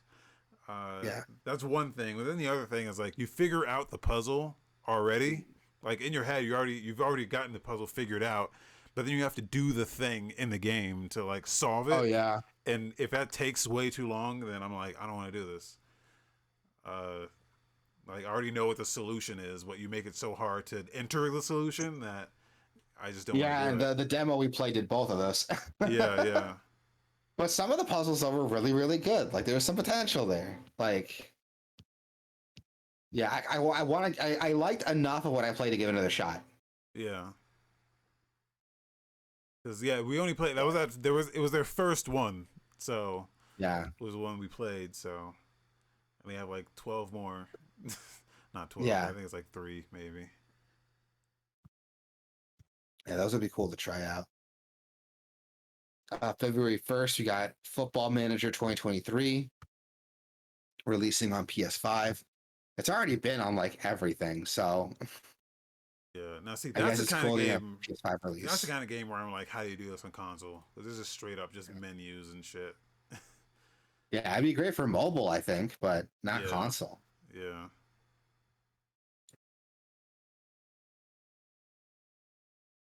Rhythm Sprout. Yeah, Rhythm Sprouts the next one. I was watching the trailer. Sorry, I was like, what the Sick hell is beats, this? bad sweets. All right, I'm gonna have to turn up the audio for this. I'm gonna have to Yeah, hear what this sounds like. the music's pretty tight. I'm not gonna lie.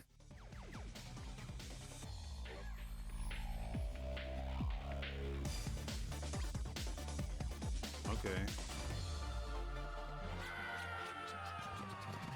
It reminds me of some like Danny B. Oh, it says K-pop, EDM, hip hop. Like who does the soundtrack?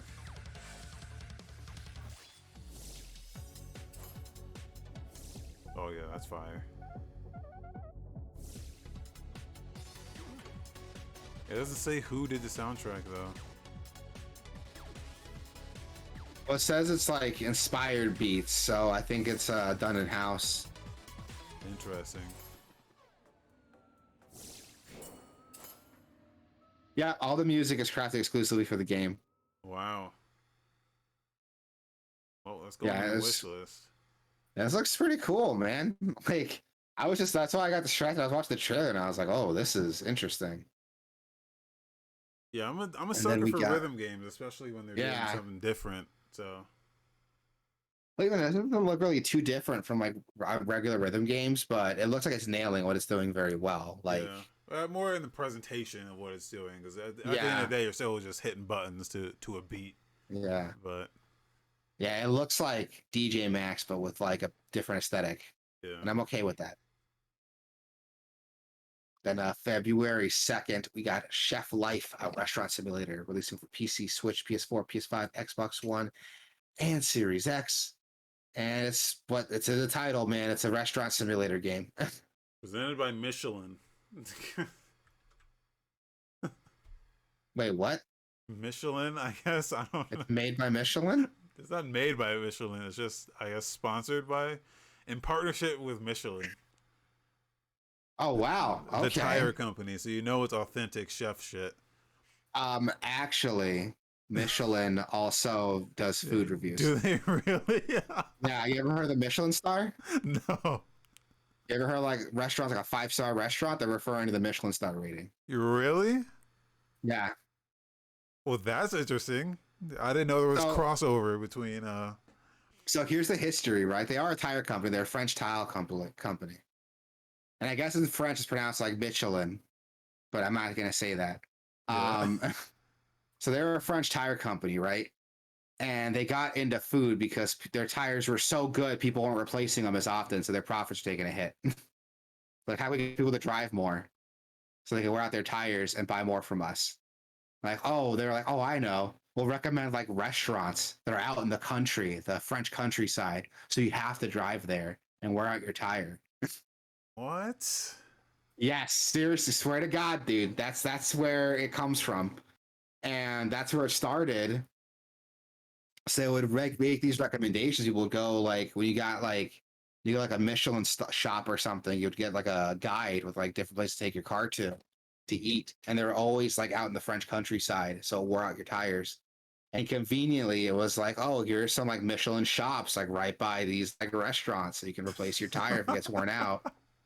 Swear to God, dude, it's a thing. Like, Okay. so when you hear like restaurants, like, oh, it's a 5-star restaurant, it's referring to the Michelin star rating. Okay. Well, there you go. Yeah. So you can get your tires and get your food at the same place. That's how it started. Then it became like a more like prestigious, like most restaurants like want to have like a good Michelin star rating and be featured in the Michelin guide. Yeah. Okay. Yeah. Yeah. See, I don't know shit about that. That's something that I never crossed into my.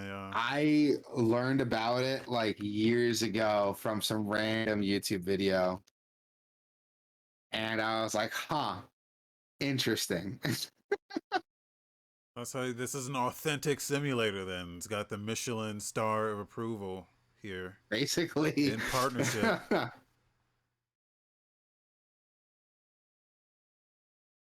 How much does this cost? It doesn't say. There's no price yet.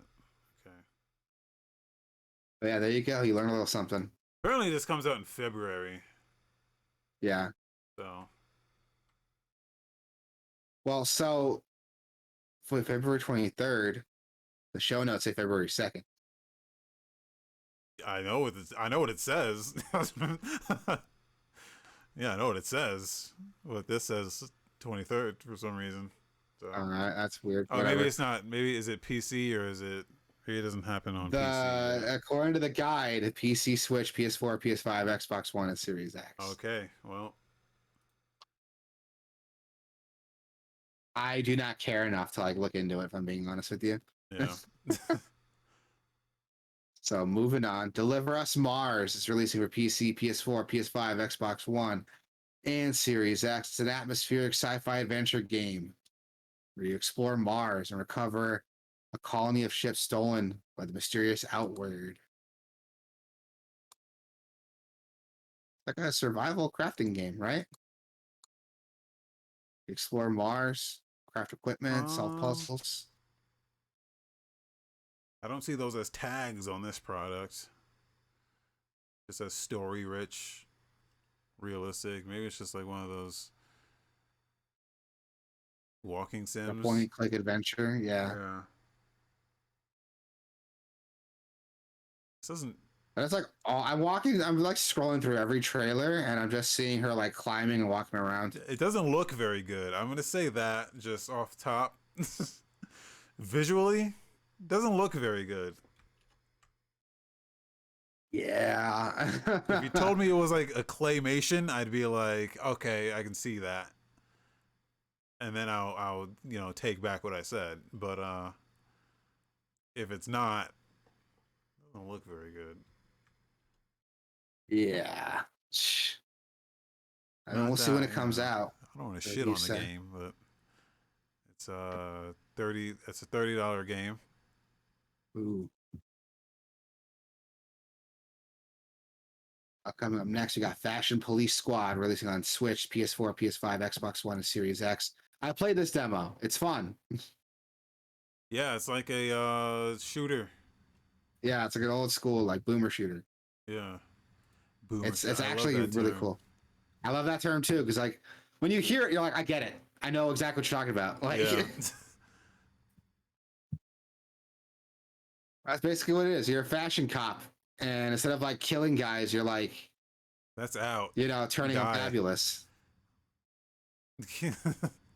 Yeah, it's cool. Like you, it's like super neat. I like the belt. It reminds me of Pootie. Yeah, you were telling me that. Oh yeah, have I said that? Yeah, Pootie Tang is one of the worst movies ever, but I love it. And yeah. I played this a little bit. It's pretty fun. Like the aesthetic and the sense of humor really separated from like other games, so it's pretty dope. Like I liked what I was playing here. Yeah, check it out. It's only like $20, and I think it's worth it.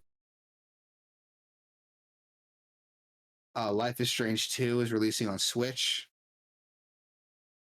So go check that out if you want some really heavy underlying like immigration elements or whatever. I was not a huge fan of that game, but yeah, you were telling me it's like super in your face on like the immigration allegory. Yeah.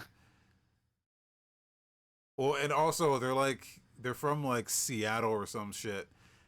And for whatever reason, it's not even a border town. What? Well, yeah, exactly. They try to like escape to Mexico instead of just going north. Instead of just going north to Canada, they're like, oh, we got to go to Mexico, which is like, why?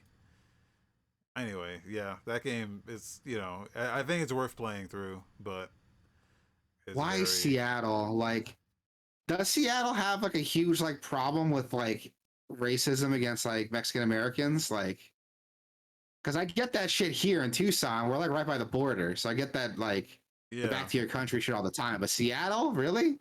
Like it's Yeah, so far from the border. Like why is that like a thing? Whatever. yeah. Whatever. I could be wrong about Seattle, but it's that general area because all the Life is Strange games take place in like, you know, well, except like the third game or True Colors, is it? But these ones all take place in all the same general area. You even run into characters from some of the other games, and yeah, so it's like Seattle area ish. But yeah, I don't know. Yeah, it's I'm not gonna I don't know, the political commentary is like super forced and like kind of obnoxious, so that's how I'm gonna like skip it. I got Puzzle Bobble 2, Bust a Move 2, Arcade. That's a long fucking name. Did I read that right? Yeah. So you got two Well, it's games, Puzzle puzzle. They're Bobble 2, they're diff. They're. I want to say two they're different like games, yeah. the same game almost, but It's like a double pack of two games. And it's yeah, Puzzle Bobble 2, Bust a Move 2 Arcade Edition, Puzzle Bobble 3, Bust a Move 3 as Tribute. That was a long string of words. I mean, it's Puzzle Bobble. That's it. It's Puzzle Bobble. I Ever play think Puzzle Puzzle Bobble? Bobble. I think Puzzle Bobble is bust a move. I think they're just called different things in different regions. Am I wrong on that? Someone correct me on that. Correct me on that. But Is Puzzle Bobble like the American name for the game, and Bust a Move is like the original Japanese version? And that's why it's like it's got two different names, so you can choose when you play. I think that's it. Yeah, I don't know. I mean, because there's a it's Puzzle platformer. Bobble, There's a so platformer version called Bubble Bobble. Uh, and that's a platformer version. And this version is called Puzzle Bobble or Bust a Move. But they're like the same thing. Uh, this looks like fun. I used to play yeah. this a I mean, lot it's back in the days. I played a little Yeah, bit. I had this fun with is it. Japan and Europe and North America. So it's Puzzle Bobble in Japan and Yeah, Bust a Move in Europe and North America. Okay. yeah. There you go. See, Okay. Yeah, that makes I know what I'm sense. talking about. I know what I'm talking about. See? Yeah. Yeah. You right. You right. You right. You can check that out on everything when that releases January or February 2nd. And last but not least, we have two other games. Helveti, releasing on PC, Switch, and PS4. This is that game you played during the demo derby. It's that Gaelic Celtic inspired Oh yeah, like roguelike beat 'em up. yeah. It's like one of those Vanillaware games. Yeah, but with like a Gaelic influence, which is cool because you don't see a lot of like Gaelic influence on stuff like at all. Yeah. Yeah, this looks cool. I can't really say anything else about it. It looks awesome. Like I Team might check this out. It's Quaqua. gonna be on everything.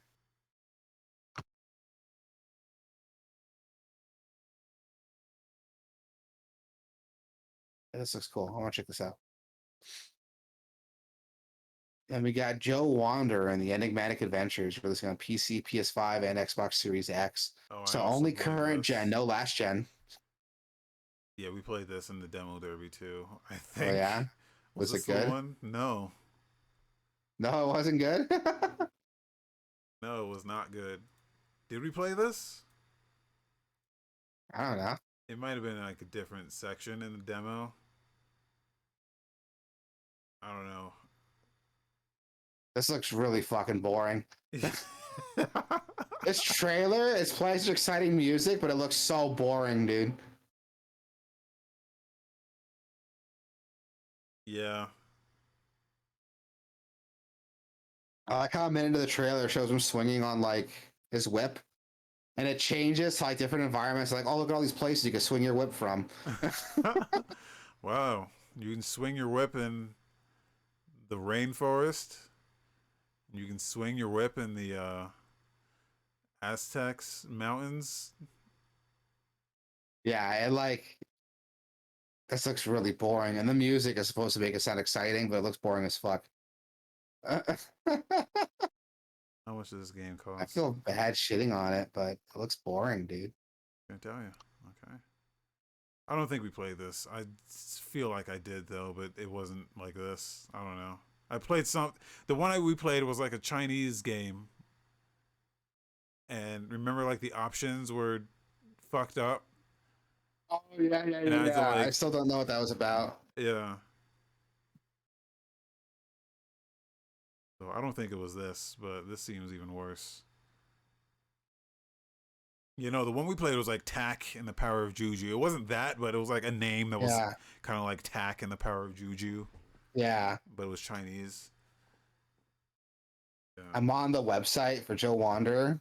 By the way, it's got a website. It's got a website. They're trying so hard to sell this game. It's like, it's kind of cringe, dude. Oh, I put it in the group chat. Yeah, what is the website? How did you even find the website? I just Googled Joe Wander and it was like, did you mean joewander.com? joewander.com. Start the best enigmatic adventure of your life. Solve brain-teasing puzzles, explore different worlds with smooth platforming, and enjoy the beautiful scenery and the mysterious worlds of Joe Wander. Gameplay. Have fun with amazing whip-based mechanics. Challenge epic boss fights. The pictures covering the sea in challenge. Solve brain-teasing puzzles and conquer difficult challenges for great rewards. This game is explore. This game is next gen exclusive, guys. Yes, so yes. This is the reason why you bought a PS5. They have their website's pretty good. I will say that they have a good website here. They have a good website, but they're trying to sell so hard in a game that doesn't really have a lot to sell. So yeah. New ways to play. Beat the game to unlock 3 new ways of playing. Hardcore. Get a single life per save file. Hard mode. All levels have no more checkpoints. Time trial. Test your speedrunning skills.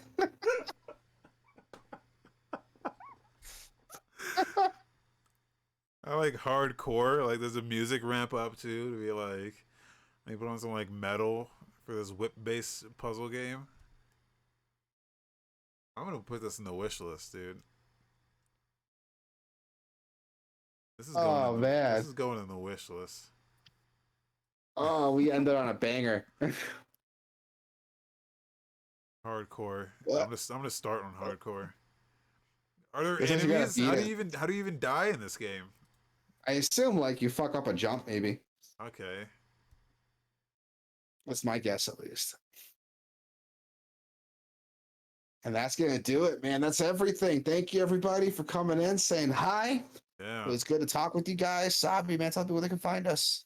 Guys, you can go to Gameoverse.com, Gameoverse.com/Twitch, Gameoverse.com/YouTube, Gameoverse.com/Discord. And we're in that Discord, guys. You can jump in there, you can talk to us. We had we didn't mention the GoldenEye shit. Oh yeah, GoldenEye's coming out on Switch and Xbox. Long conversation about what that GoldenEye game is gonna be. I think it's just an N64 port. It's out. That's exactly now, right? what it is. Yeah, it's out now. Okay. That's exactly what it is. It looks like shit. Yeah, we had a long debate in the Discord about that. So jump in there. You can join us. Talk about how shitty that game looks. Okay. Yeah. Thank you, everybody. This is fun. I love doing this. Everybody, I can't wait to see you next week. So go out, be safe, be excellent to each other. Get vaccinated if you can, and we'll see you next week. Yeah.